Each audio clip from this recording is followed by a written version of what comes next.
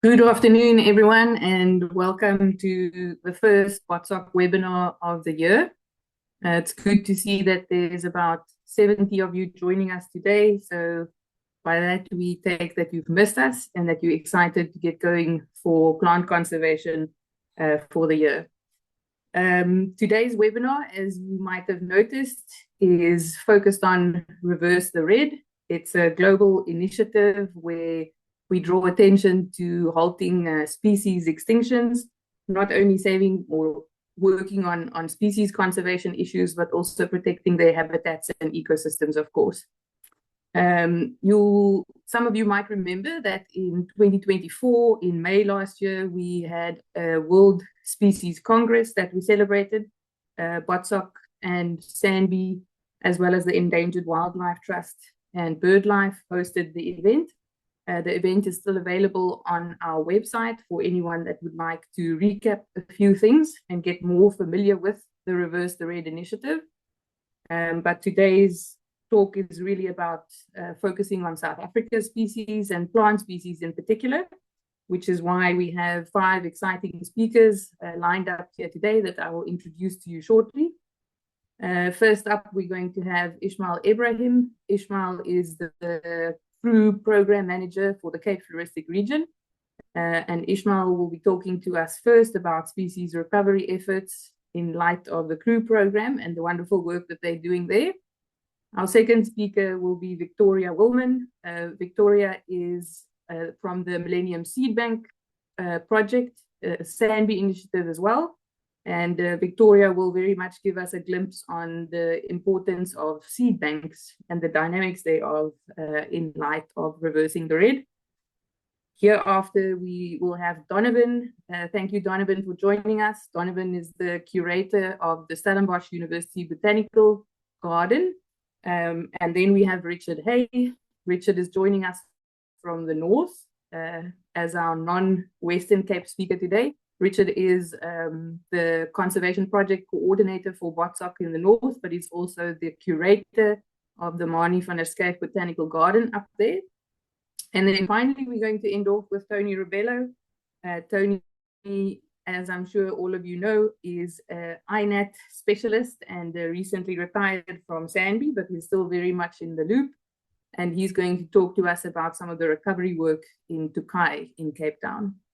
Thank you. Just a few formalities. You're welcome to pop your questions for each speaker in the chat, and we'll try and answer them in between our speaker slots. Also reminding you that our past webinars are all available on the Botsok YouTube channel, and this Botsok webinar will also be uploaded there in the next couple of days for anyone that would like to take a recap or a closer look on some of the topics. So thank you very much from my side. I will hand over to Ismail at this point, and please just bear with us as we get our slides together. It's been a while since we've done this, so and we've had some technical issues, but we're going to try and make it work as best as possible today. Thank you, Ismail.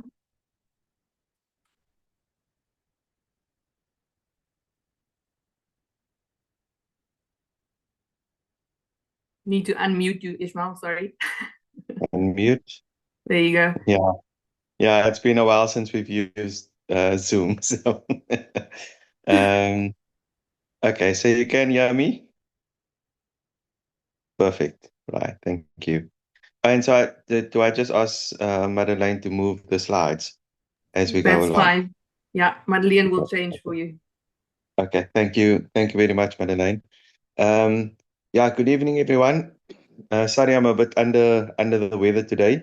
So my voice is a bit groggy. Hopefully it won't be too bad. Okay, so I'm going to take you through some of the work that we've been doing that's part of the CRU program.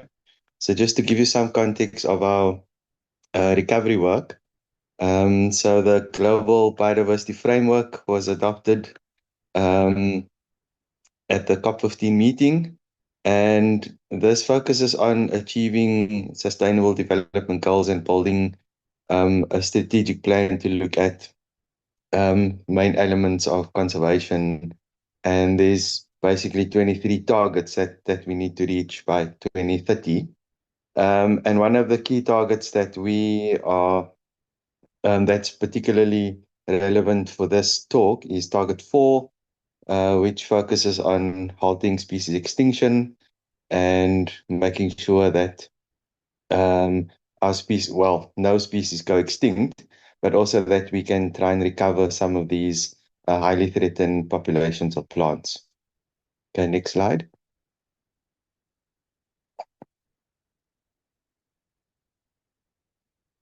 Okay, so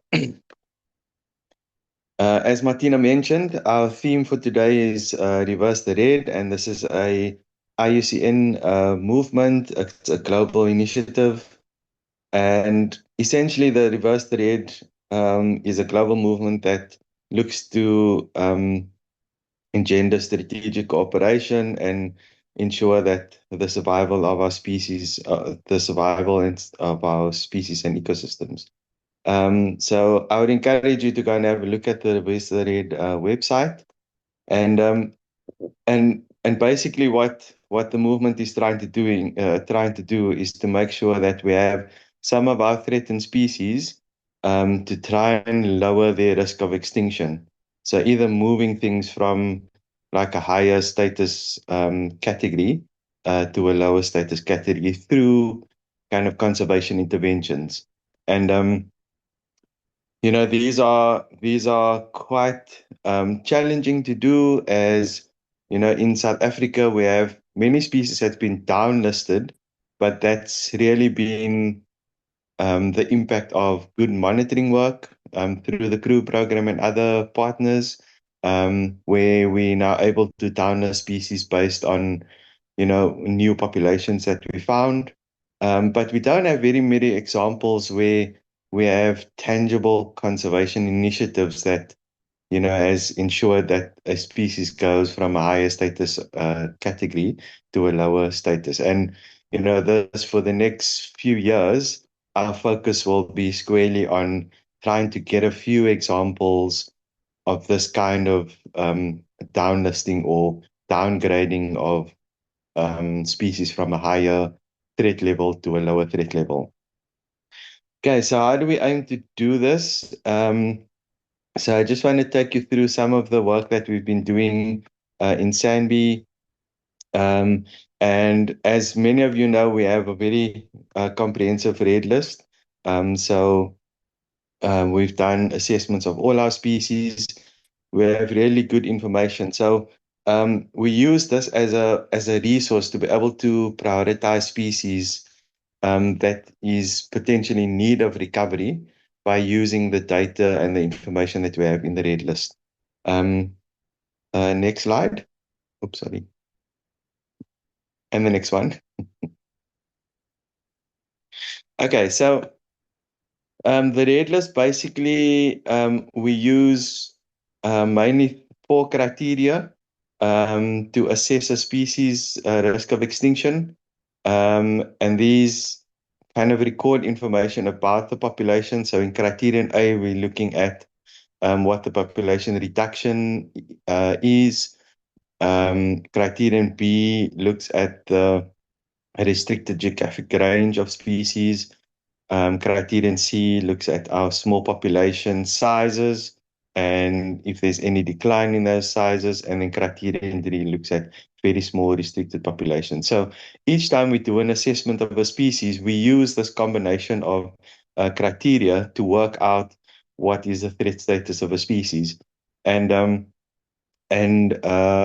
one of the like really positive things about our red list is that we have a lot of this information available. And so, next slide. And so we basically took this existing information on the from our conservation assessments, and together with some of our experts, we ranked the combinations of these criterion based on the importance, and we basically could say, if it has this combination of criteria, then it's more likely to be something that is in need of recovery.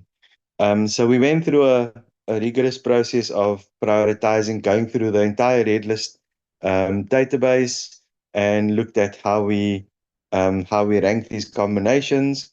And at the end, we had 293 species that is in the priority one category, which means that they are likely to be species that's in need of recovery. So they are critically endangered and for certain reasons. So either um, they have a high reduction, small range, and very few individuals. So we were able to rank those as we go. Next slide. Okay, but then 293 species was still a lot of species to work through and to try and do recovery work for. And this was based on the risk of extinction, and there was many other factors consider whether you can start a recovery project on a particular species. So we took the 293 species and we developed a decision tree to determine what species are suitable for initiating recovery work. And what we also did with this tool is to determine what interventions are required for species for recovering species successfully. Um, and we engage some of our experts on restoration, but also people that are very informed about the kind of local populations and the wild populations and the status thereof um, to to develop this decision-making tool. Okay, so the next slide. Okay, so this is just a subset of the decision-making tool, and what our key feature of this is to tag species and to understand other than the red list information that we had available, to actually figure out what else we know about the species and then kind of assign interventions for species so that, at one time we could run various processes in parallel.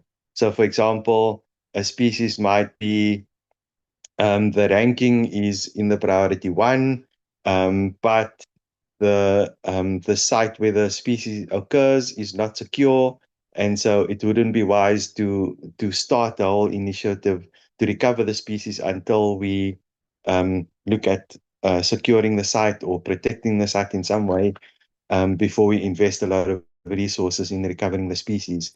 There's also some species where it might be it's in a protected area, but we don't have any experience with growing the plants, or we don't have any seed material available in the Millennium Seed Bank. So we could then assign these species to different interventions and say, well, these are things that we need. We need our partners that work on protected area expansion. We need them to help us with securing these sites.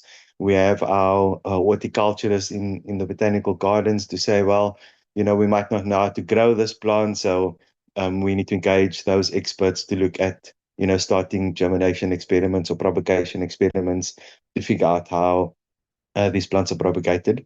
And so as we run species through the decision tree, we end up with basically a basket that is a recovery ready species. And these are the ones that we will now initiate some kind of recovery work for. Next slide. Okay, so this is just an example of the kind of interventions, and for lack of better terminology, we're just calling them intervention baskets. So our intervention baskets, we have monitoring where we need more monitoring, where the site requires protection, where we need propagation research, where we need seed collections, and then we have our basket of suitable candidates that's ready for recovery. And these species we can now start developing recovery plans for. Next slide. Okay, so then we've also been looking at funding opportunities for some of these species. So we are exploring like various options. So obviously for species that that are recovery ready. We would have to kind of look for the funding to do the recovery work. But we're also looking at, is there a possibility of crowdsource funding for some of these species? And this is just an idea that we were playing around with to look at how we can make some of these species like a like an enigmatic kind of flagship species where we could put it out there, and if there are people that would want to fund some of the work around the species, they could do that. So we just developed some of these kind of test materials, so a few species to look at, how we could make this a reality. Next slide. Okay, and then I just want to end off by just giving some progress on some of the work that we've been doing. So I think many of you would have heard of our Marismodis Undulata project. So although this project has kind of reached its official project end, we are still 2 years later, we are still kind of contributing and making this project work. So on an annual basis, we prop up more plants, and then we go and plant it back at the site. And one of the kind of realities of doing this kind of recovery work is that, all the plants that you take back into the wild, they don't easily survive, especially through the hot summer months. And so it's a constant process of going back to the site and kind of replanting and getting more individuals back into the field, but also trying different ways of getting them in, whether it's like cuttings, rooted plants with that we're planting, or planting seeds, and kind of making sure that they survive naturally on the site. Next site. I mean, next slide, sorry. And then we have been involved, and this is something that we are starting to do a lot more work on. So we're focusing on getting monitoring data for some of the species that is on our priorities list. So making sure that we have the right data, that we collect seeds of the species. And so in the last year, we've done quite well with working with our partners like Millennium Seed Bank to try and get those species monitored, but also to get the seed into the seed bank, and in some cases to get some vegetative material for our partners in the gardens to propagate. And so in the last year, we've collected material for 27 of our threatened species, and we've been going out and working quite closely with our partners like Millennium Seed Bank and Stellenbosch University Botanical Gardens. Next slide. Okay, and then just some of the projects we have in the pipeline that we want to get involved in. So we want to look at doing some work on Erika Kawaii with the Manus Botanical Society. And they've started doing some alien clearing at the site. And so some of these are kind of official projects, but some of them are quite informal. So where there is available capacity and kind of interested individuals that want to be involved in the recovery work, we can look at what kind of work we can start doing on some of these species. And then we are in discussions with some of our partners from the Northern Cape. So one of the mines, they have to do recovery work, and so we're working closely with them and the Millennium Seed Bank to look at, potential species we could do recovery work on. But then also we have been discussing with Ute Schmidl, who's a researcher from Germany, to look at, if we're doing recovery work in this area, to kind of link some research work with it, so that when we do this, we can actually learn about the process of species recovery in the field, and hopefully that can be applied to other species as well. And then Conophytum concavum, which is another species we're looking at with Millennium Seed Bank. So these are the population was we pretty much the bulk of the plants that's left in the world is in the nursery. And so through the poaching issue, and so we want to look at how we can recover that species in the wild. Um, and then we've been doing some work on Diazoprocer and Neisner, and we're looking at putting a project together for Diazobarbata. And we've already started with one of our projects where we've taken some of the confiscated plants that we received through the illegal succulent trade, through criminal cases. And we've got one example where we've taken them back into the wild, and we're monitoring how taking them or putting them back in the wild, if they are surviving, and what works better, whether it's like taking the adult plants back and planting them back, or whether distributing seeds and doing the propagation in that way is a better option. So there are a few things that's happening and going on, and yeah, and if you are interested in supporting us with any of this work, you can make contact with me. Thank you very much, Nick. Or in this slide. Next slide. Cool. Thank you. Thank you, Ishmael.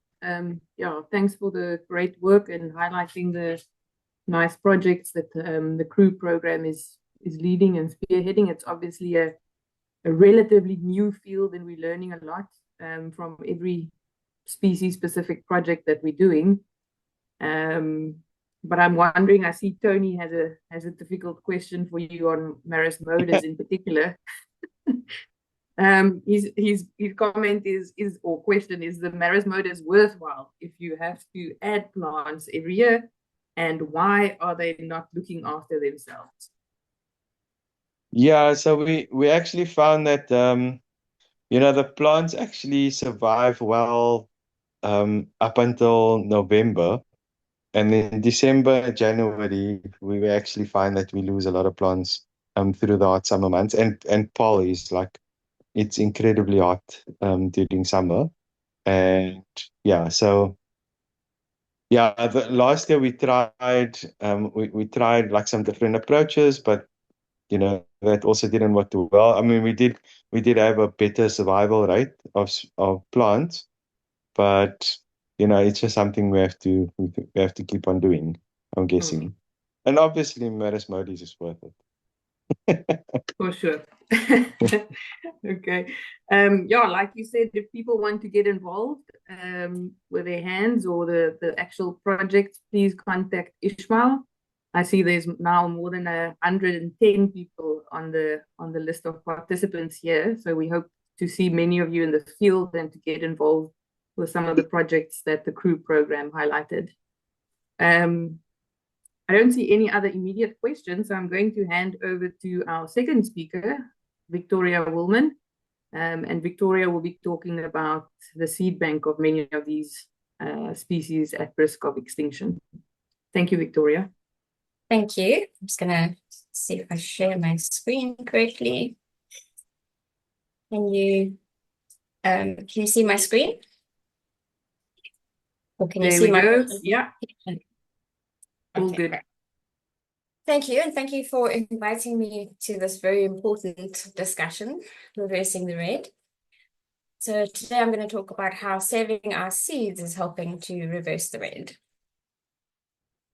So, okay, my screen is not moving along.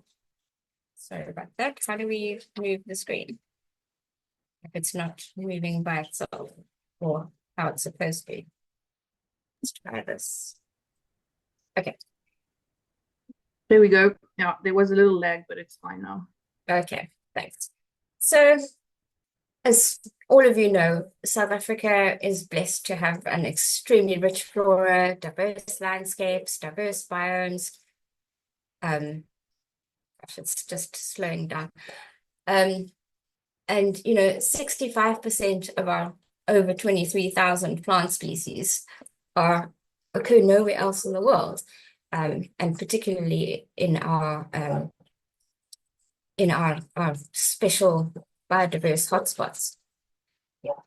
In 1822, botanist William Burchell visited Table Mountain, and he said, "To give some idea of the botanical riches of the country, I need only state that in the short distance of 1 English mile, I collected in 4 hours and a half 105 distinct plant species, even at this unfavorable season," which I assume was winter, and I believe that more than double that number may be by searching at different times found on the same ground. And he was, of course, correct. But fast forward to now, and nearly a quarter of our plants are considered either threatened with extinction or of conservation concern.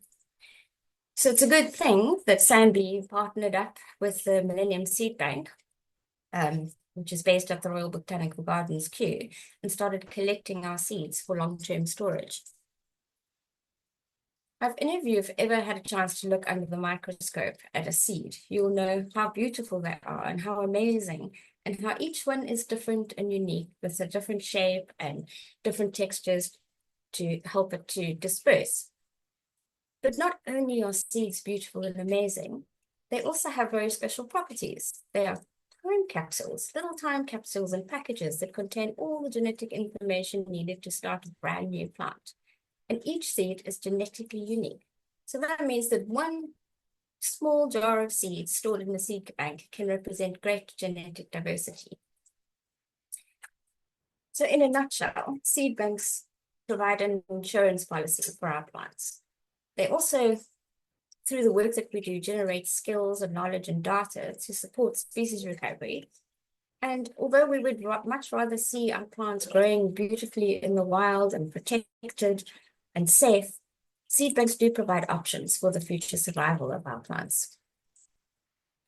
So in South Africa, we have teams based all over the country, in Limpopo, and also partners, not only our own teams, but we work with a lot of partners. And this means that we cover every single province in South Africa, and we collect seeds all over the country, and all of those seeds eventually make their way down to Cape Town, where our seed processing unit is based at Kirstenbosch. The seeds are then checked and cleaned and processed, and then up until now, they've been packaged and sent to the UK and to the Millennium Seed Bank there. But very pleased to be able to tell you that we've now just built SANBI's first ever really wild plant seed bank based at Kirstenbosch. So we're entering a whole new era of seed banking in South Africa. So we're very excited about that. And this is my team. This is all the people that go out and collect, and each one of them has an amazing set of skills and a lot of experience in either collecting, seed processing, species recovery, or lab work. And I have to tell you that they are an amazing team.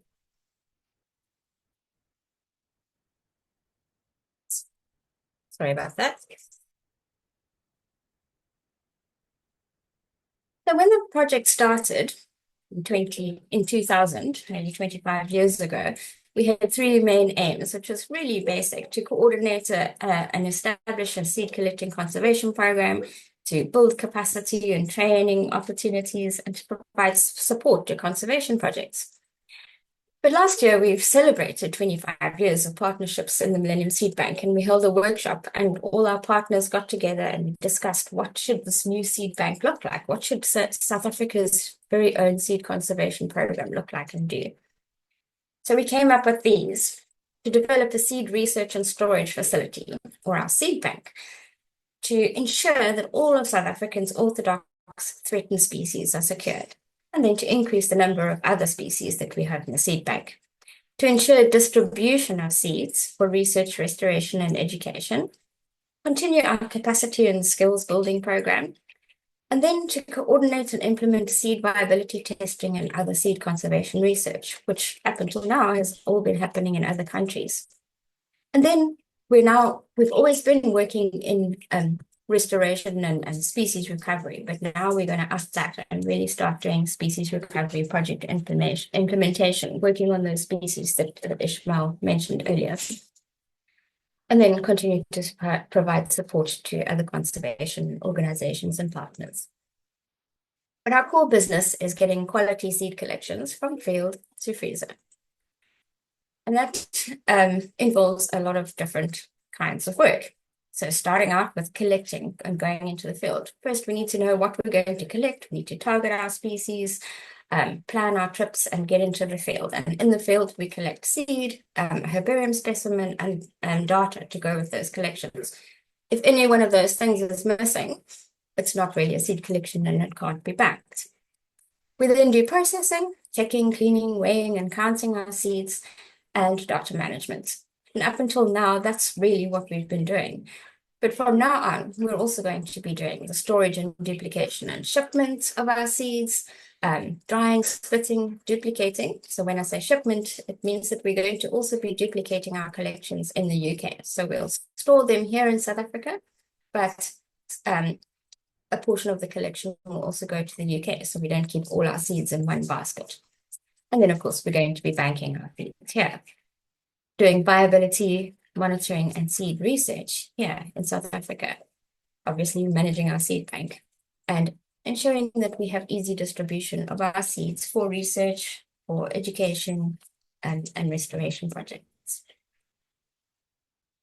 So not all seeds, unfortunately, can be stored in the seed bank, because in order to be stored properly, they need to be dried to 3 to 7% their moisture content and then frozen at minus 20 degrees in a freezer.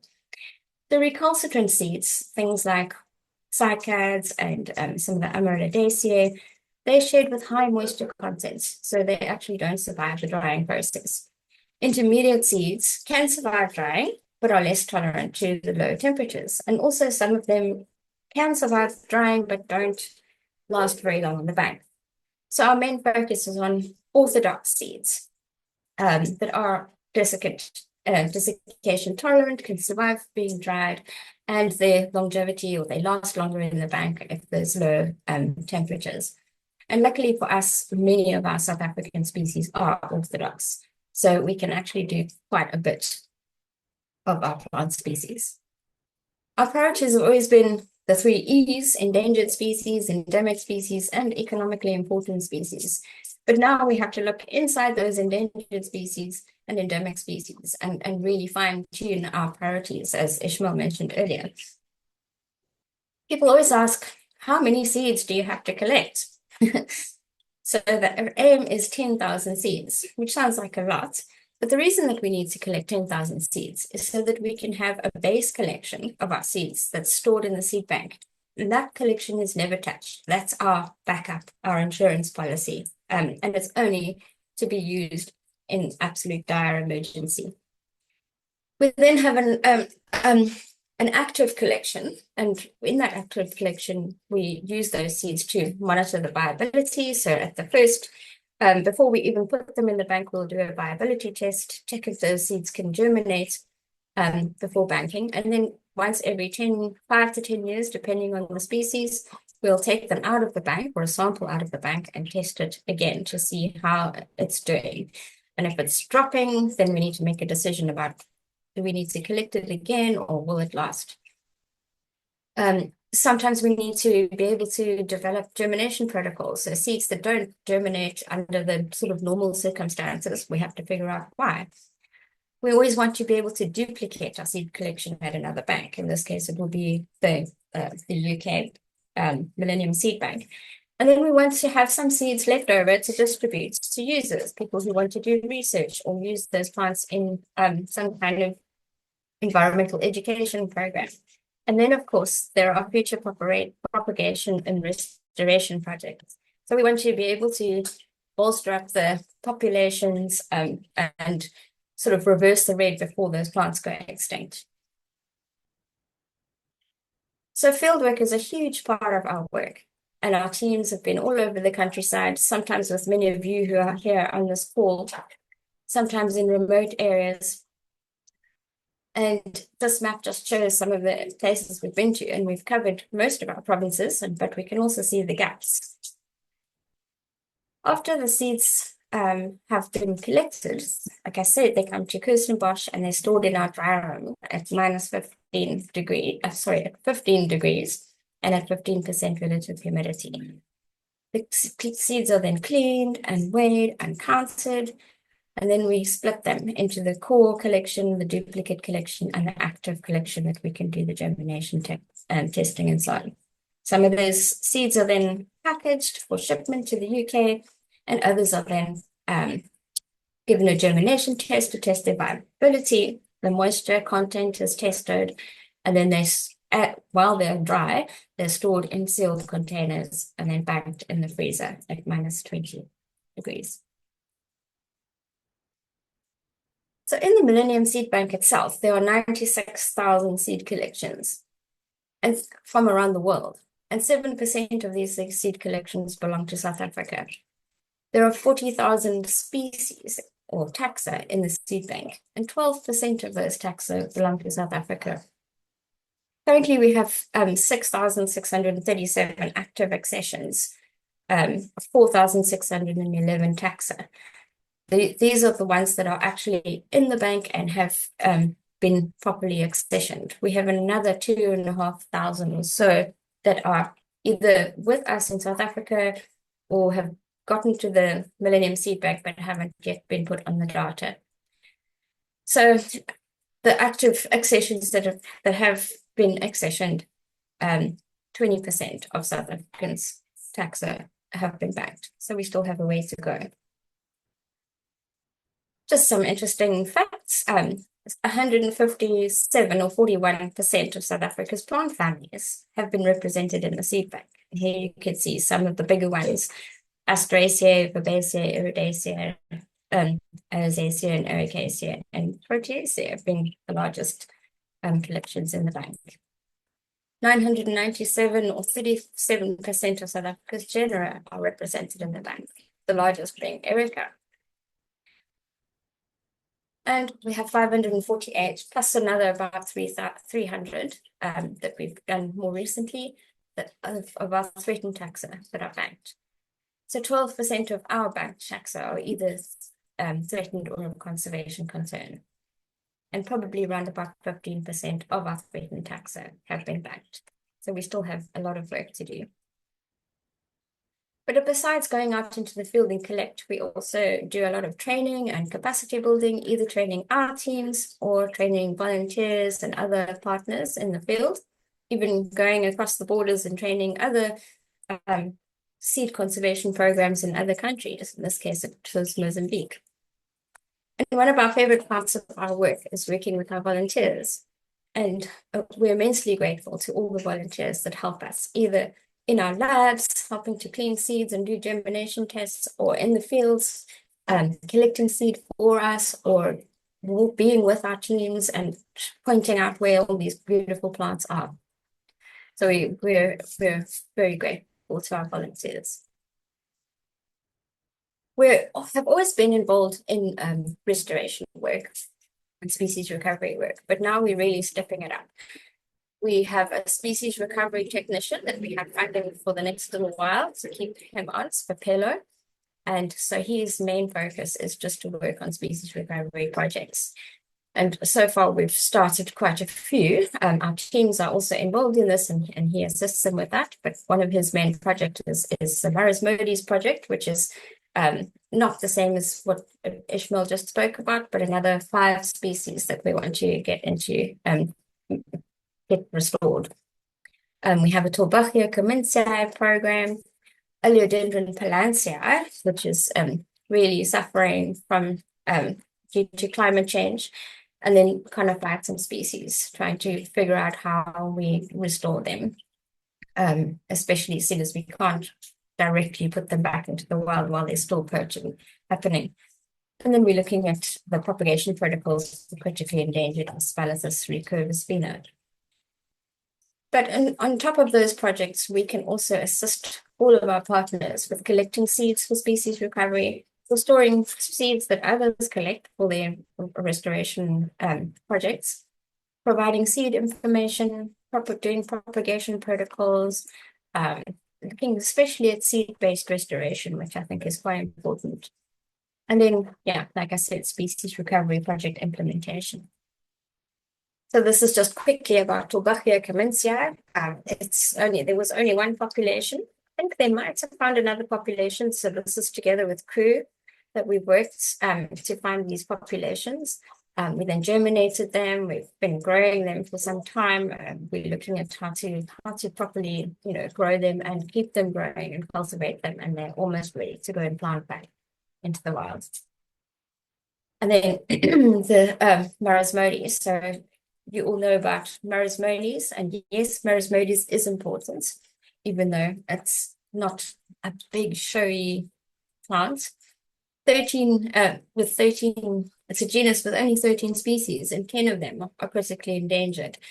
So when we were doing our research on this, we looked and we saw that we actually only had 4 marasmodies species in the seed bank. So this project is aimed at getting all of those marasmodies species in the seed bank. And that means that we need to go and collect a few times and grow those plants and collect seeds, because you don't get enough seeds from just a few plants. And then we want to look at the germination and cultivation protocols, and also the longevity. How long do these plants last in the seed bank? So that's going to be quite an interesting project. And then obviously growing them and planting them back in the wild. So the most exciting part, I think, of this coming era is the building of our new seed bank. And we really want it to become a center of seed banking excellence in South Africa and even across the Southern African region. Perhaps we will become the backup for other Southern African countries. And then we're going to be bringing our seeds home. So those over 6,000 collections that I said are stored in the Millennium Seed Bank, we're going to bring those home to South Africa, or at least half of each collection, because we still want the backup there. We're going to be able to do our own viability testing and seed research. So far, all of our species are being done by others overseas. And while it's great to have some help, we would like to do some of that work ourselves as well. So if any of you have been to the seed room at Kirstenbosch, you'll know what it looked like before. We've renovated this building. We've knocked down some walls. We've put up some new ones. And this is what it looks now. We have a germination lab. We have a seed processing lab now, a beautiful preparation lab. We have a beautiful little tissue culture lab, and our new giant dry room where we can fit a lot of seeds, and our giant walk-in -20 freezer. So there's still lots of work to be done. We need to set up and implement the seed banking protocols, start banking our seed, do all the viability testing, develop germination protocols. There's so much other research we want to do as well. And of course, all of our species recovery projects that we're working on. But we don't want to forget about our recalcitrant species. But once we've got the banking thing going well, we're going to see what we can do about the recalcitrant species. So just to finish off, another botanist, Valentine, a bit earlier, came to South Africa, and he said of the Cape Peninsula, there's nothing more amazing than to see whole fields of flowers growing wild here, of which the colors are so unusually bright and fine that it's a pity that they cannot be drawn from life by a skilled artist. And, that brings me to mind the Cape Flats and Erica verticillata and all those beautiful plants that used to grow there. And we managed to get the Erica verticillata back. But this species, which grew amongst it, Erica pyramidillus, is extinct in the wild with no known ex situ cultivated plants. So we've still got work to do, and we really, really don't want this to happen to any other plants. But I'm pretty sure that we're on our way, and that with the help of everybody here and all of our partners, we'll be able to reverse the rate. Thank you.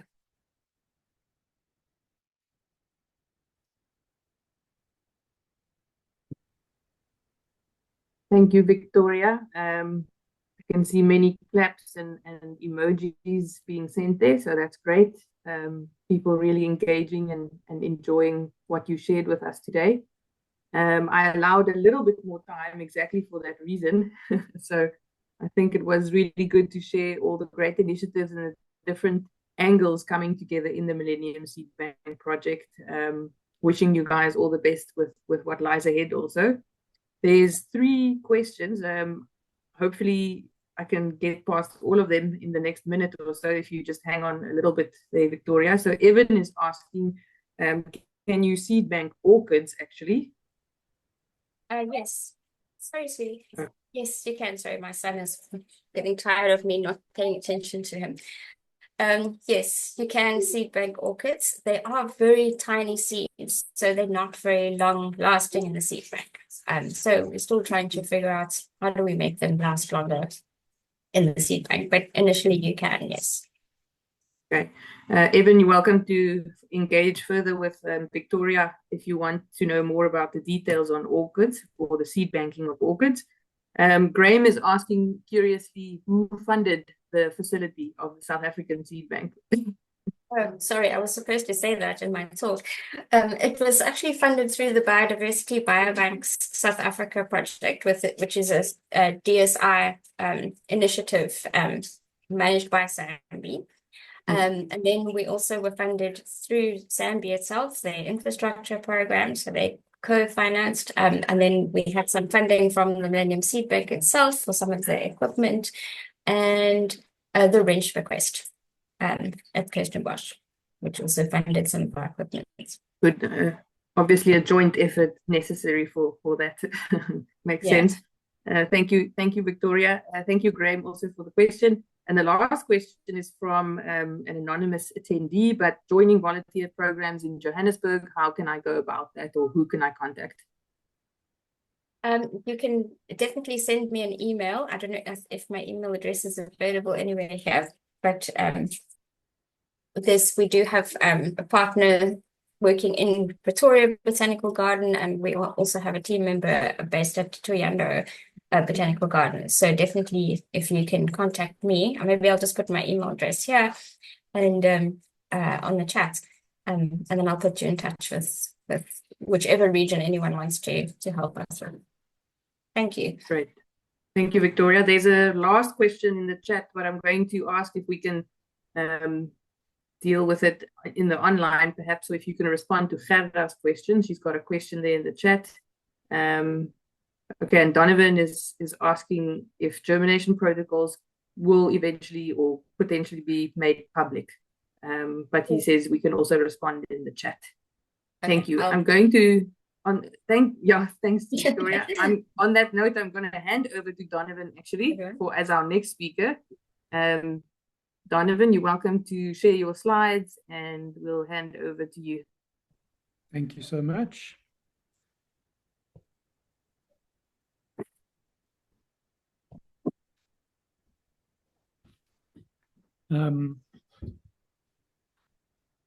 If you need my video, I think you need to do that.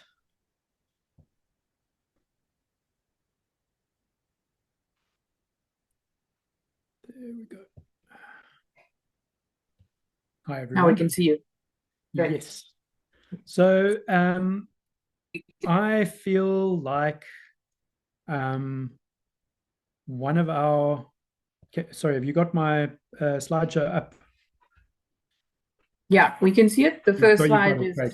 Yeah, the opening slide is fabulous. So I feel like basically the big picture,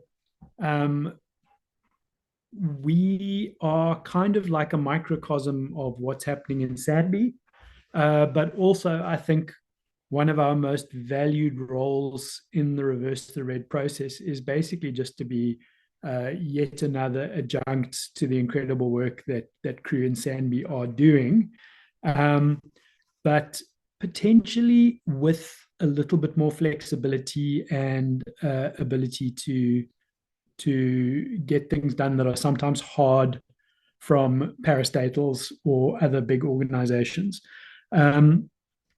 Just as an introduction, Victoria shared a picture of her entire team. Our entire botanical garden staff is about half that size.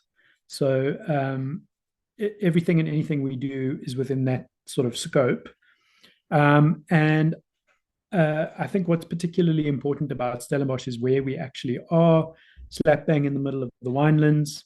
I've got a whole bunch of pictures that I've taken over the years of various bulbs, but if you look at that aerial shot in the surroundings of Stellenbosch, it's really striking that the lowlands as a whole across the Western Cape have been incredibly impacted. But I think in the last 5 to 10 years, the winelands have taken a beating second to none. And really, that means that for us, there's a lot of opportunity to do things locally. There's a huge concentration of threatened taxa in the immediate surrounds. The garden, Stellenbosch Botanical Garden, started just over 100 years ago, initially by Vera Duthie, who was essentially the whole botany department in the beginning, and then established on its current site a few years later. And you can see from this original map laid out by Habitat, and it was very much a taxonomy, exploration, and teaching garden. And the original work included a lot of really great descriptive work. And I think if you look through the flora of South Africa, you will see a huge number of species either named Hera or named by Hera, because of the extraordinary amount of exploratory work he did in the succulent landscape. But in a very modern context, what do we actually need to be doing, especially given that we're relatively tiny by any standards? And what can we achieve in that context? Well, I've already spoken to the fact that we're slap bang in the middle of some of the most threatened landscapes of what is probably the most threatened flora in the world. I think if you look at South Africa's red list stats, we are neck and neck with Hawaii. And the only reason we didn't make it into that global leading plant extinction paper in Nature was simply because the South African red list data haven't been adequately ported across to the IUCN, not because we've got fewer threatened plants. And the real message here is that thing on the right. It echoes what everyone's been saying. It echoes what Ishmael's been saying. We have a tremendous number of threatened plants requiring recovery work of some sort or description. And even the really refined list that Ishmael proposed that we'd all gotten involved in working on is potentially still more than all of us can manage together. And we as a botanical garden need to be doing a bunch of stuff in addition to species recovery. So clearly, species recovery itself is something that's really fulfilling and wonderful to do.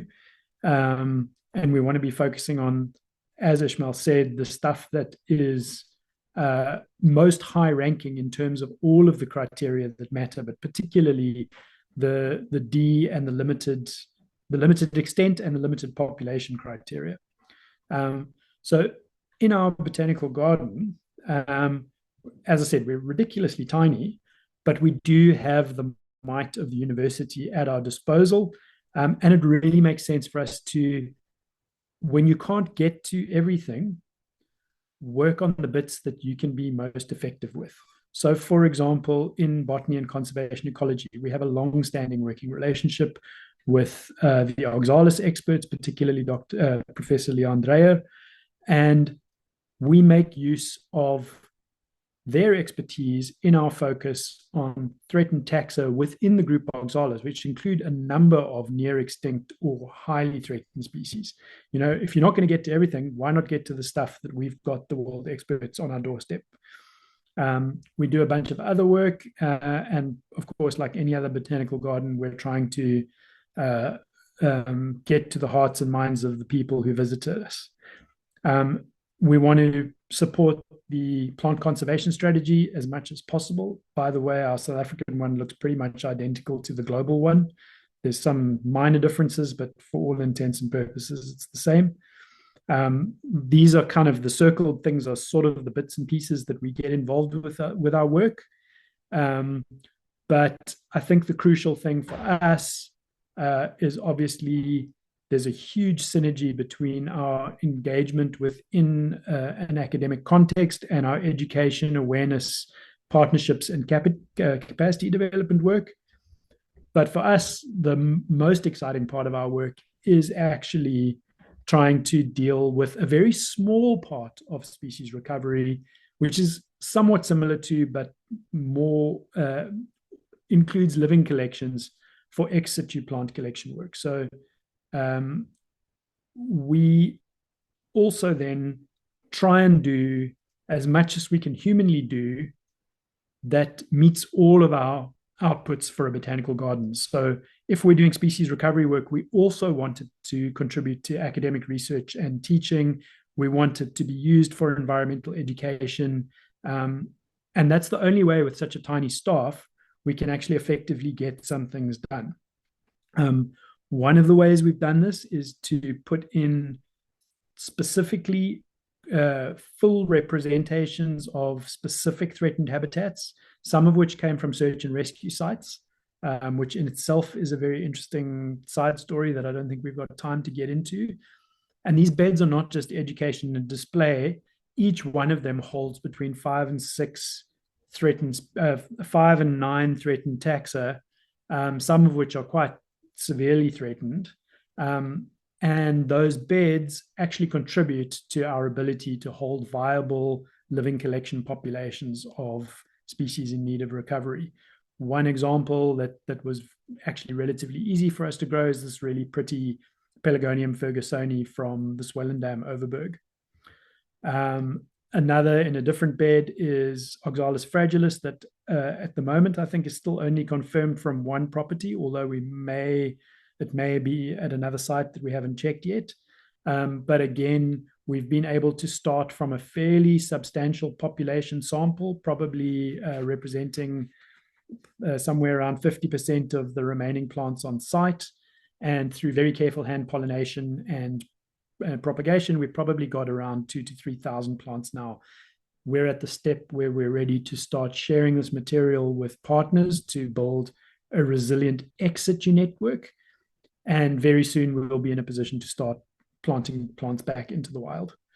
And I think that's the point that we've been working towards, all of us, for years, and it's the really exciting part. We obviously do a lot of work on research, and Victoria mentioned that they can't seed bank recalcitrant seeded plants that are unable to be dried. We of course can't seed bank them either, but we actually do explicitly focus some of our living collections on recalcitrant seeded species to ensure that there is some form of ex situ backup. It's a lot easier to keep things in a fridge. We do that as well whenever we can. But sometimes stuff just has to grow and you need to maintain it as a living collection. One of the crucial things I think that's an important component of Reverse the Red that neither Ishmael nor Victoria mentioned, but that they are very much doing, is that we are nurturing a new generation, growing young people with skills and ability to do the work that needs to be done, getting them passionate and getting them in the sector. And I'm super proud that one of our recent interns who worked with a partner program for a year with the garden is now at the conservation nursery at Kirstenbosch. I think one of the most rewarding parts of this is being able to work not in competition, but in happy partnership with all of you guys getting this work done. It really, we can only do it together. So what is it that we try and do as the garden? Well, as I said, we're trying to do environmental education, teaching, direct ex situ conservation, and just getting people to really get excited about plants, the aesthetics and prettiness of it. And I think the reality is we've actually been struggling to define what we can do within the scope of our limited resources. And I think recently, with some engagement with our technical leads, technical reference groups, it's kind of, we have to accept that we're probably not often going to get involved in massive landscape level species recovery and restoration. We simply don't have the resources for that. But what we as a tiny botanical garden can do is help with some of that focused ex situ work and get that material available for other partners. And one of the things that we've unfortunately become very good at is also search and rescue and focusing on threatened taxa within search and rescue sites that are being developed despite them being critically endangered habitats or species reservoirs. And our lowland beds also act as reservoirs for that search and rescue material. The one thing that is super interesting is this is going to sound like a huge boast, but myself and the associate curator at Stellenbosch were co-authors on a Nature paper published this last month. That sounds fantastic, but actually really all we did was give them some data. But the paper itself, the outcomes are both very interesting, but also quite terrifying. The take-home message from that scary set of graphs on the left is that globally, botanical garden collections have maxed out. They have you can see there's the trend of them increasing through the last century and then absolutely plateauing over the last few decades. There's a notable thing on the bottom right where collections do suffer in ex situ populations over time. They tend to go down, and when they're not regularly bulked up from new wild collections, what you see is botanical gardens overall collections diversity declines over time. And interestingly, Cambridge sort of pointed out that signing of the CBD, the Convention on Biological Diversity, which greatly limits the potential for improper use of biological material, has also greatly hindered many gardens' ability to hold and manage wild material. But, and I think this is where I could speak to our role as useful partners in this situation. We have, in the last few years, gone from basically 3 or 4 to around 200 very threatened species, including some of the top priority targets that Ishmael mentioned. We've been working very hard to try and improve our expertise on some of the key groups like the dizers and many of the Cape orchids that are so threatened and also are very challenging to grow in a garden situation. But one of the other things that we are now playing with is once we've maxed out our own capacity, which we expect to happen within our own institution within the next few years. We've done incredibly well, as you can see at the bottom of this graph here, in, for example, cumulatively increasing the amount of wild material seed banked of very threatened species like Ixia versicolor. And in particular, we focus on them where there's maybe 2 populations. We focus on the more threatened population, the one most at risk. But nonetheless, we're going to run out of space and time and resources and people quite soon. And one of the ways that we are now exploring addressing this is something that we as a communal group have been talking about behind the scenes for at least, Ishmael, 2 decades, I think, is the idea of extending the crew model to include growing and recovery, holding a distributed ex situ collection beyond the confines of traditional botanical gardens. We're still subject to a non-disclosure agreement on one of our big corporate partners, but we essentially have been able to almost double Stellenbosch Gardens' capacity to work on threatened taxa by setting up a satellite botanical garden in a corporate head office where we provide essentially greening and horticulture facilities for the offices, but fully funded and paid for by them with the freedom to make that greening full conservation grade collections that are owned by and held by and managed under our permits for the botanical garden. So effectively, we have just added 4, actually 5, if you look at the whole flow of everything, 5 additional staff. We've doubled our staff capacity, paid for entirely by another corporate. And we have other partners that are doing very similar things. The Shuttleworth Garden in Durbanville has 2 of our ex-interns now working there with Rupert Koopman and doing amazing work at collecting and doing restoration in the Durbanville area.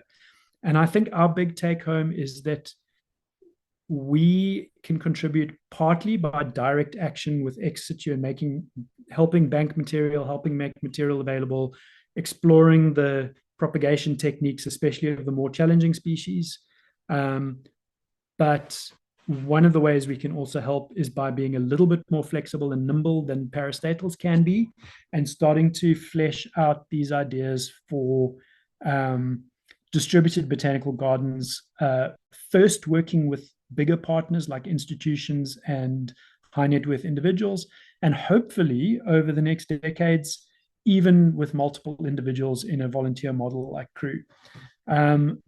No promises that we'll get it right. This is all very new territory for everyone.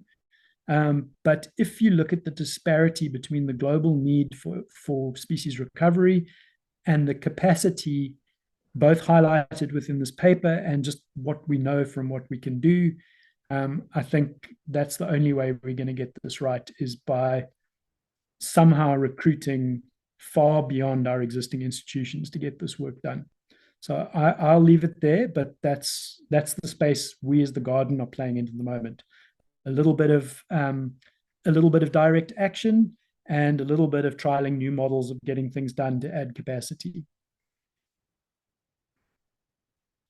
Thank you, Donovan. Yeah, really good insights, and good to see that sort of specialist input and expert input also at Stellenbosch University feed into the species recovery work.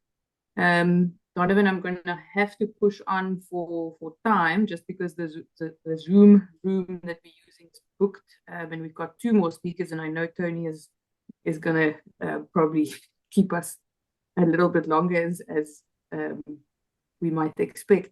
But please engage with Donovan, and I'd encourage everyone to also visit the Stellenbosch University Botanical Garden if you haven't visited it. It really is, as Donovan says, tiny, but it's really impressive and good work that they're doing. Thank you, Donovan, for sharing that with us today. Thank you. And like Ishmael, if you want to throw money at the problem, you can also come chat to me. A call for some of the resources to pump in, sure. Our next speaker is Richard. Richard is going to give us, he's going to focus on Allopegleri specifically, a reintroduction project happening up in Mamelodi or in Gauteng area. Richard, over to you, and we look forward to what you share with us.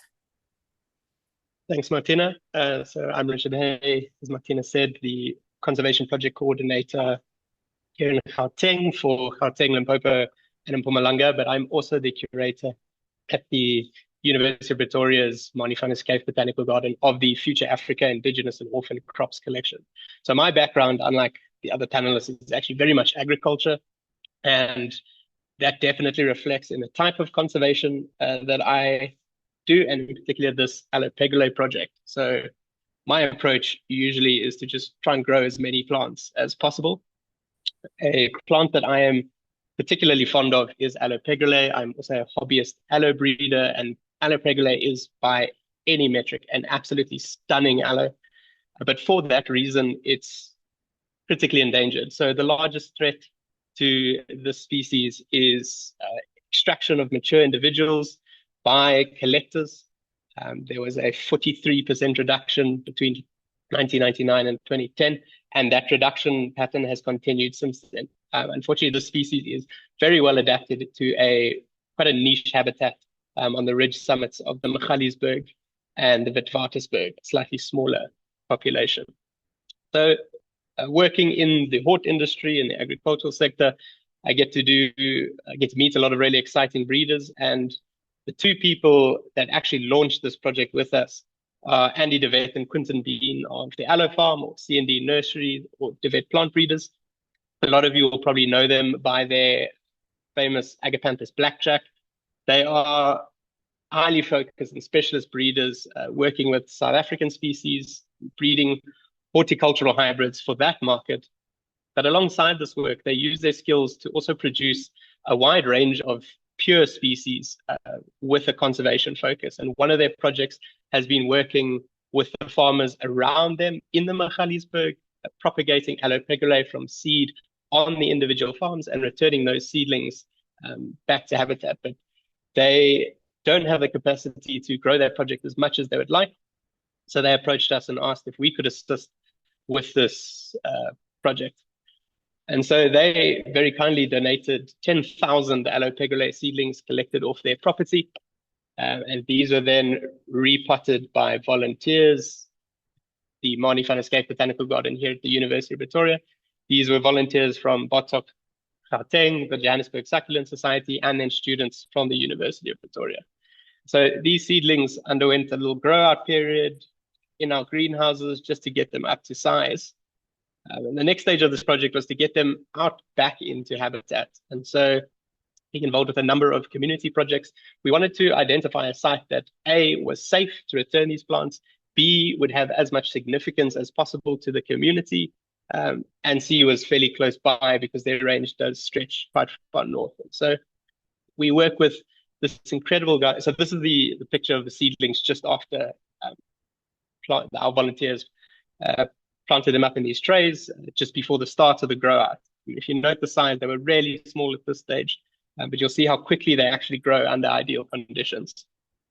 So our site for replanting was founded by this gentleman here, Dr. Ephraim Mabena. He is a traditional healer, but he has also been the custodian of a mountain in Mamelodi for the last 20 years. And he really just took it upon himself to take responsibility for this remnant patch of intact habitat. He cleaned out an old dump on the site pretty much single-handedly. And like I said, for the last 20 plus years, he has been working with the community to protect the site, establish a little indigenous plants nursery, promote the use of indigenous plants for medicinal purposes. And it's a project we really wanted to support.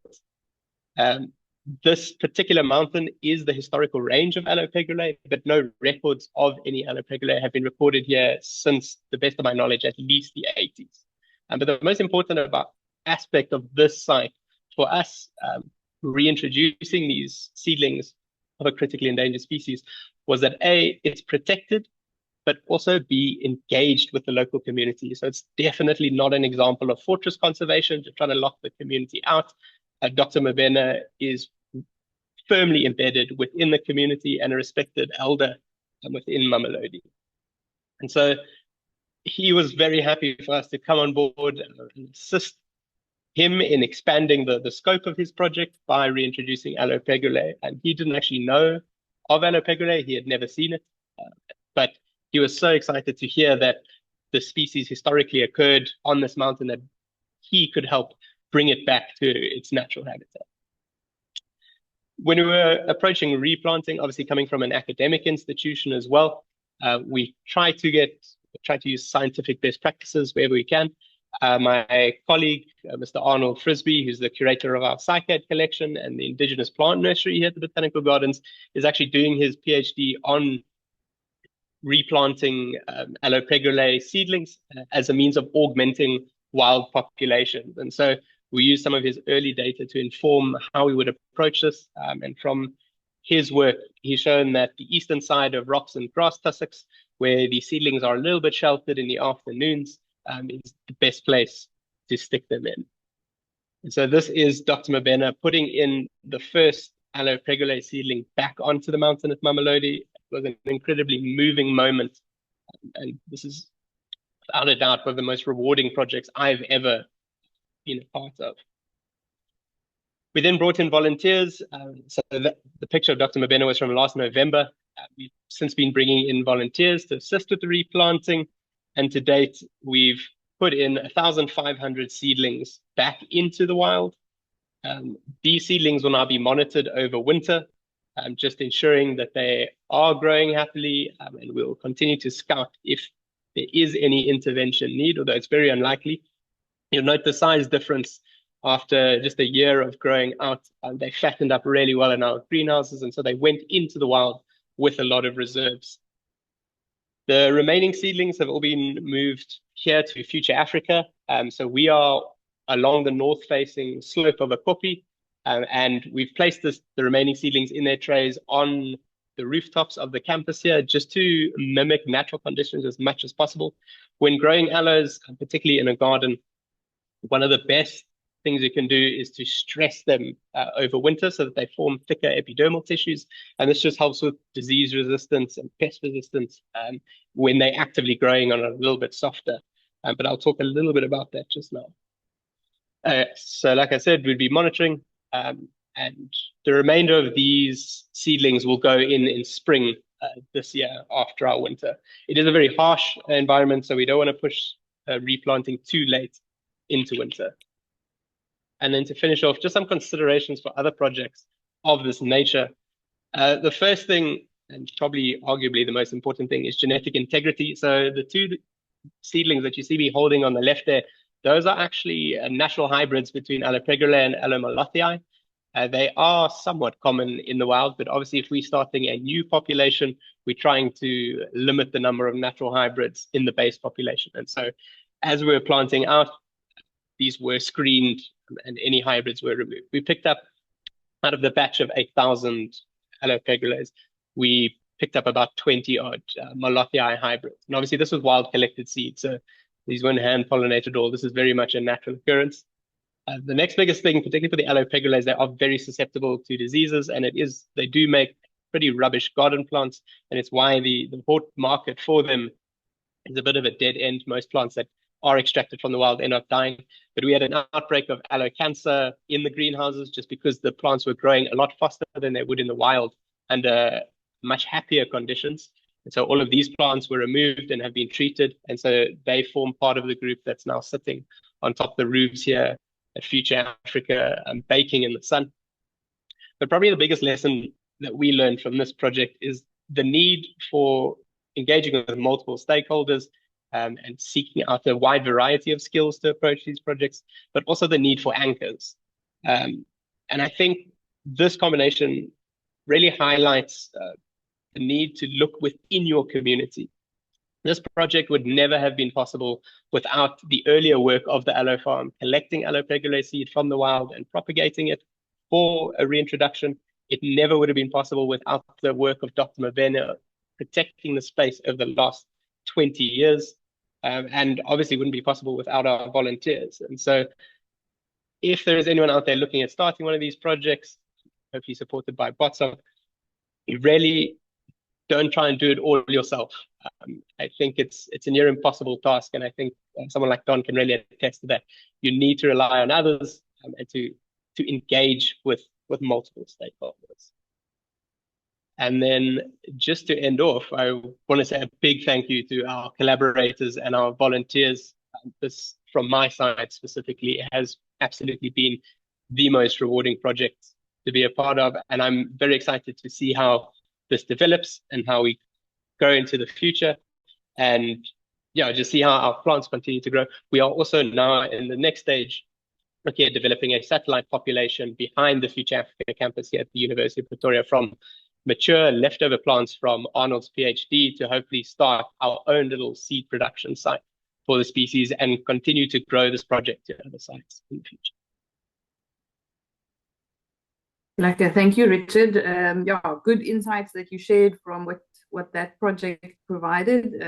Also a nice collaboration and an opportunity for anyone that find themselves in Gauteng. Please link up with Richard or the Gauteng BOTSOC branch up there.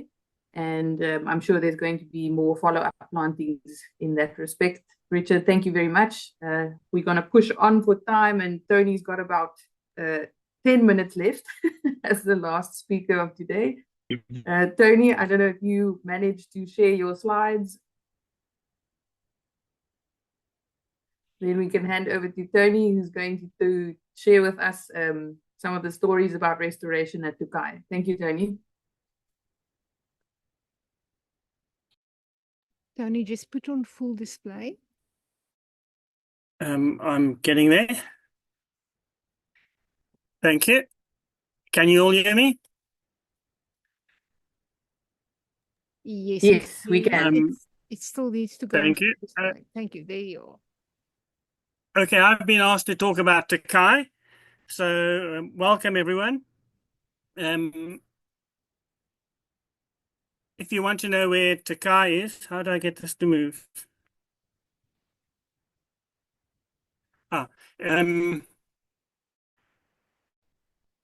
Tokai in the southern suburbs, situated in the Table Mountain National Park, and you can see it there just sitting out. It extends into the lowlands in the southern suburbs and is in fact the only bit of lowland fynbos in the Table Mountain National Park.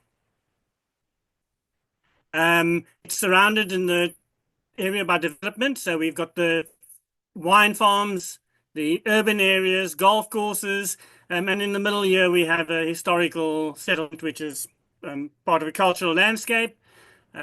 So the Fynbos is sitting attached to Table Mountain on the one side, to the national park on the one side, and extending into the flats.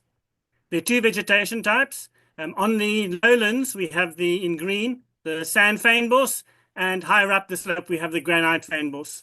And then, of course, on the top, we've got the sandstone fynbos. So I'm going to be focusing on the Cape Flats fynbos. We've also done lots of restoration in the granite fynbos, but that's for another time. They're both critically endangered, and Cape Flats sandbanks is interesting in that there's 16 endemic plant species to the type within the Cape Town. It's an endemic vegetation type to Cape Town, and over 100 red data list species in the vegetation type.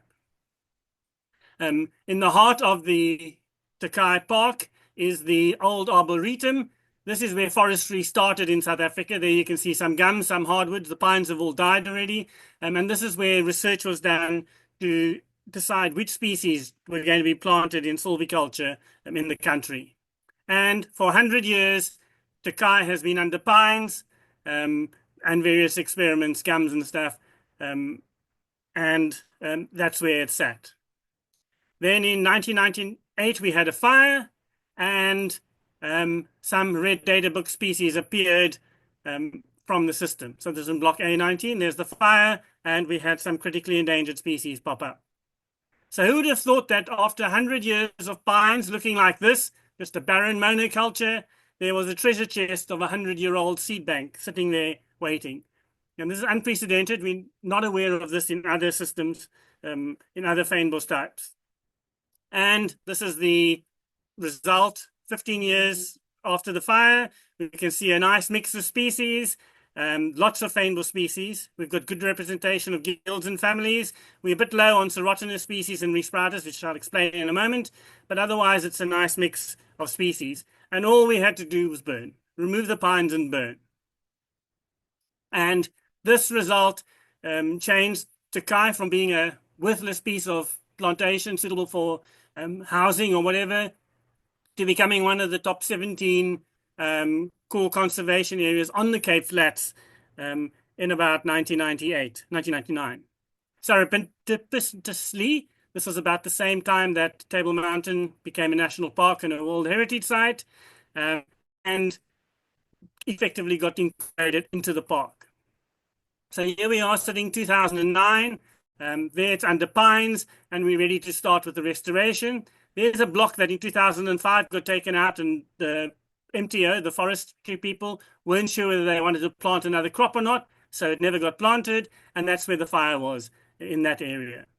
So this is the oldest plantations in the country, 100 years of plants, 3 cycles, many experiments with different species, and we're going to try and restore it. The big question is, what are we going to restore it to? What's it going to look like? There are no good examples left. There's Meadow Ridge, there's Kenilworth, there's Rondebosch Common, but they're all small and localized. What actually are we going to try and restore it to? And we're very fortunate in having William Purcell and the Esther Kai. He had a farm, Bergfleet. Unfortunately, he got TB and he died of it. But in his last 3 years on his farm, he collected all the plants he could find and stored them in the South African Museum collection of plants. And he recorded 600 species of plants. That's a quarter of all the species on the Cape Peninsula. And he also got another 75 alien species. So we have this good record of the species in the area, and we've got a target that we can now aim for. And we have a pine extraction plan. This was the regional plans when they were going to extract it by. This, of course, varies from based on economics. And we had the Takai master plan from Sandparks as to how we were going to do that. So basically, we start off with a sterile pine plantation. We get forestry people to come in and harvest their timber, and they leave us with the slash covering the area. We then burn. This is not a burn. This is a smoke. We don't want this. Fortunately, Sandparks have been really great. They've come to the table and they've managed to get us some really nice hot fires. And this stimulates the seed banks and gets the recovery going back to our fynbos. What the fire does is it stimulates the germination of the indigenous seed banks, especially the species that are deep-seeded, such as some of the Proteaceae that are interspersed, but also a good mix of other species in the matrix within the fane bores. Fire also removes the debris, and instead of having these stuff which are impossible to go and clear aliens for, which the rodents sit underneath and eat the seedlings that come up, and which cover the soil, and so the seeds don't get their cues, we have a nice clean landscape which is easy to go clean, has no aliens, and is cleared of the herbivores. So we get very good recovery. And lastly, the fire clears the alien annuals. This is what happens if you don't burn. It's Avena, Breezer, couple of other alien grasses, and very little to be seen. The seed banks are still there, and if you burn it nicely, you get a good recovery of over 40, 50 species coming up in those areas. The species we don't get coming back are the serotinous species. These are the ones with the seed banks that are held in the canopy. And because they're in the canopy, when the plants die under the pines, there's no seed bank at all. So these ones we needed to bring in. And fortunately, they're very easy to collect because the seeds are in the canopy, and you just spread them around and they germinate. The resprouters are another guild which didn't come up well at all. And this is because these plants are investing in surviving the fire.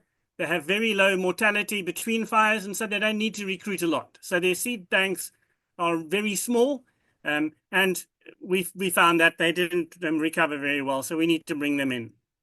And then there's the wetland species, the pine plantations, gum plantations. They dry up all the wetlands. Those wetlands disappear, and those species are absent from the area. We need to bring them in. So the wetland species are another focus. And then there are the red data book species, especially our two extinct species which are recorded in the area, Erica verticillata and Erica turgida. This one, the McDonald heath, because the last population now has a McDonald's on top of it. And we can look at introducing these species. Here's an example of one of the species. I just chose one, Agathosma glabrata, endangered. We can go through the records and see, yes, it was at Bergfleet Farm, at Jonkman's Corner, and at the flats east of the sandpits. So it was in the area, but the closest nearest population we could find at the time was between Bokbai and Azelfontein, 30, 40 kilometers away. And we need to go and collect material to propagate it, and that was allocated to the Millennium Seed Bank to go and get the material from us to get the seeds, and then we germinate them and grow them. So from the PERSAL list, we know that we've got 2 extinct species, 7 critically endangered species, 6 endangered, 14 vulnerable, and 5 near-threatened species on our target list for introducing to Takai. So those we generally tended to do from planting rather than seeds. The seeds don't seem to germinate as well, and the plugs work the best. And we target the red list species we discovered, serotinous species, resprouting species, and wetland species. We definitely don't introduce anything if it's not in the PERSAL list, and we don't introduce it if it's doing well at Takai from its seed banks. Maybe some of the species that we might reintroduce are those which are viable, which have too few plants to be viable. Some of the serotinous species, for instance, some of the resprouting species, for instance, but we haven't really got there yet. And this is just an example of our planning for the 2011 burn, and we burnt it in March, April, and so the planting would be done in July. Red are the wetlands, green are the serotinous, and in grey we have the resprouters and where we're going to plant them. So that's just a plan, and then we had our partners, various Sanby, Millennium Seed Bank, some nurseries, and the volunteers propagating them for us to bring into Restore. The big problem is, where do we plant? Here's the landscape. It's cleared. Where do we put the plants? And we don't know where particular species are going to grow or want to grow. So our theory was we would plant them sparsely across the whole landscape, see where they survive, and then the next year come target the areas they survived in and plant them there. Unfortunately, that didn't work. They planted too fast, and by the second year, we're not getting any good survival of the plants. It's not been without hassles.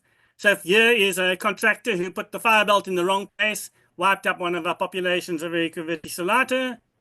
Here is sandbox coming and spraying brambles, and they can see they've sprayed and killed about 20% of our plants in this population. And then even the wild animals don't play ball. This Artemis, the flay rat, they love to eat the nectar, and they just chop down the plants at the base and then nibble the flowers on the ground. And we solved this by getting some snakes from some of the horse stables and putting them here, and that seemed to solve the problem for us. There's also issues with mindsets, and this was restored by working for Wetland. It's a gabion. They added in their 6 species, and then came 6 months later and weeded out 46 species that had come up on their own and set back the whole restoration process. So we had to do some education, get away from the mindset of gardening and get into the idea that we're actually trying to restore the whole ecosystem, not just a few focal plants. Animals, we can't do anything about. They've got to come in on their own. We tried to get some cracebrook, but that never happened. The other species have all come in by themselves. We haven't seen the Cape fox for about 10 years, but the caracal is still there regularly. As for the insects and khokhas, we can record them, but we don't have a clue what should be there or what's missing or what's happening there. How are we doing? Well, monitoring in progress is being done by iNaturalist, and anyone can help us by monitoring. We do it during our spring surveys, the City Nature Challenge, Great Southern BioBlitz, and we hold night walks as well, where we go through there and people record what they see and where, so that we get a map of what's happening. We've discovered 1 new species, Machinus inconspicua, and that was described from the plants collected at Takai, which came up from the seed banks. And that's an example of a species we saved from dark extinction, which are those species that go extinct without ever being recorded. If we look at the indigenous plants, or indigenous species, we've got 954 species at Takai, of which 594 are plant species, and that's approaching what was found at the farm. And it's more than you'd get in Ograbis Falls National Park or Kalahari Gemsbok Park. So it's really, really a large number of species in a very small area. I'll skip over the other taxa. Our red list species, we have 40, it's hidden behind the thing, I can't see what the figure is. This is 46 species that are in the area. This is of animals and plants. And we can see there's Areca verticillata. Scatophyllum tripolium is a weed. It comes up like mad, but there's nowhere left for it to grow. Everything's under houses. So this is one of the few places it can survive. And then we can see leopard toads. Some of the species we brought in, like the Proteus but others came spontaneously from the seed bank, like the Pelargonium and the Diastella and the Leucospermum. Now, how do we know we're being successful? How do we know when we've achieved it? And here's Areca verticillata, it's extinct in the wild. How do we know that those plants that we've grown here, all the ones that came up, aren't just a flash in the pan? They're going to grow, flower spectacularly, and then with the next fire, they're wiped out. So we need to ensure that, are they making the seed banks? Is everything working? And that's very difficult to do. But we've had 2 populations of Areca verticillata have burnt, and they've both recovered spectacularly. So we know that their pollinators and their seed dispersers and those things are working, or else that they have a mechanism for getting around them if it's there. We've studied another 6 species. We can't do the lot, and we can't do it with the rare species, but all 6 of those species have reset their seed banks in the 10 years since the restoration fire. So it looks like everything's on cue, and that we're actually going successfully towards the restoration. The IUCN says that for an extinct species, it has to go for 3 generations without being augmented, which is why I asked about Marasmodes. So these are 2 more generations. So in 40 years' time, we can say it's no longer extinct in the wild. Until then, the plant's going to survive on its own. If we have to augment it, then we start again. Now, you should all be chomping at the bit. What about alien invasive plants? I haven't mentioned them. Well, they're the biggest bane, the biggest problem we're having by far. About 95% of our volunteer effort is in controlling the alien plants. If it wasn't for these people spending all their time and helping out, it would just be a big alien bush of evil. So we've got a whole lot because of the experiments. Forestry actually experimented with trying to grow some of the acacias to give nitrogen for the pines. We've got some species at Takai which are found nowhere else in the country. So it's really fun discovering them, but it's not fun having to keep them under control and remove them. So great thanks to all the volunteers who are doing a sterling job. But this is by far the biggest problem. The whole effort would be totally worthless without the clearing the aliens. And while we're on it, Working for Water have been useful, have been very good, but they are running short of funds, and they're also very rigorous in, no, not rigorous, have very strict protocols. So, for instance, with the blackwood, they're unable to clear the blackwood. They come and they chop it down. Year they come back again, and it's back to full size, and they chop it down, and next year it's back to full size again. What we've been given is 2 teams by the Sugarbird project, and these are great because we've been able to experiment and find effective ways of controlling the blackwood, and these guys are now doing great work up there in Upper Takai, controlling the especially the black wattle, but the other aliens as well. Sorry, blackwood. So yeah, the Sugarbird project, it's a private initiative. They fund teams on Table Mountain, and they've just started one at Hermanus to try and pull aliens, clear aliens on conservation and private land.